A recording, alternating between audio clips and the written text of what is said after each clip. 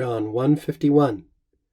Et dicit ei, Amen, Amen, dico vobis videbitis caelum apertum, et angelos Dei ascendentes et descendentes supra filium hominis. And he says, that is, Jesus says to him, this is still Nathanael, Amen, Amen, truly, truly, I say to you all will see heaven open and the angels or messengers of God ascending, that is going up, and descending or going down above or over the Son of Man. This is the final verse in the first chapter of John. So first of all, you should give thanks to God and celebrate a little bit that you've made it this far and that in your diligence you have invested so wisely in improving your Latin skills. I know it's not easy, but you should give yourself a pat on the back here. Persistence really does and really will pay off when it comes to language work, I promise you. So I encourage you to keep going. You've come this far. You can go much further if you continue in the spirit in which you began. So that's my word of encouragement to you. Let's look at the Latin now. The first thing to talk about is Amen, Amen. This is a Hebrew word coming to us in Latin via Greek as an intermediary, as so often happens in the Vulgate. First couple things we want to notice is the second syllable, as in Greek, is long. Amen, Amen. I'm pronouncing it there the way that it appears in our Greek texts, but you could also say Amen, Amen if you wanted. Now, what does this word mean? Well, in Hebrew it means something like the truth, the truth. So we could say in Latin, vere, vere, with emphatic repetition there. Truly, truly, in truth, I say to you, I say to you all. Notice this, by the way, not just to Nathanael, but to all those who are present and, of course, ultimately to the reader. Vere, vere, truly, truly. Now, please don't make the mistake of confusing this word with the Latin participle amens, which means literally being out of one's mind. Okay, there's a little not very funny Latin joke for you now that we're at the end of John chapter 1. Hey, you've earned it, right?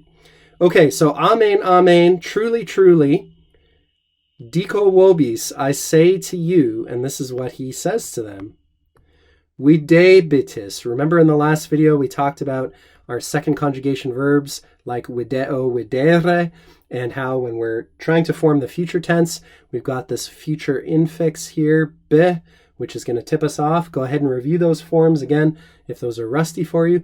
Videbitis, you shall see. What shall you all see?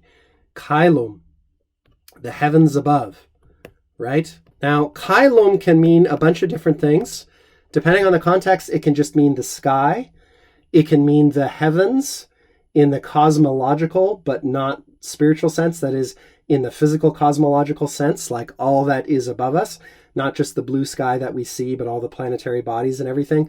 And of course, it can also mean heaven in the more abstract sense. That is, the place where God and his angels dwell, where God has his court, his heavenly court.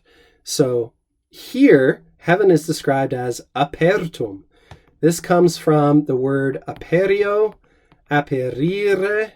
It's a fourth conjugation verb meaning to open. So apertum is an adjective here that means open or having been opened up, something like that.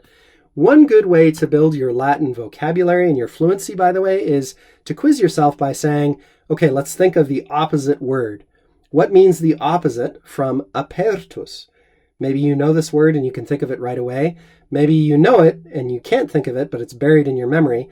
And maybe you've never heard of it. Either way, I'll tell you, we could say clausus would be an appropriate opposite here. Shut or closed. Clausus. But heaven is not going to be closed, thank goodness. It's going to be open, apertum, and you all are going to see, and again, angelos, okay, this is an accusative plural form here of our second declension noun, and that accusative is dependent on our verb videbitis, right? It's the object, the direct object of videbitis, just like kailum here is. So both are in the accusative case. Et angelos Dei, you're going to see the angels of God. We've got a simple genitive there. Ascendentes, okay? This word is modifying angelos, and descendentes is as well. Angels which are, we're going to describe them further with these active present participles, ascending and descending above the Son of God. And this is supra plus the accusative case. Common preposition there, okay? This is another good chance to illustrate these participles as far as the time of the action they describe is concerned. Remember, they're going to look back to the main verb because their time is only relative.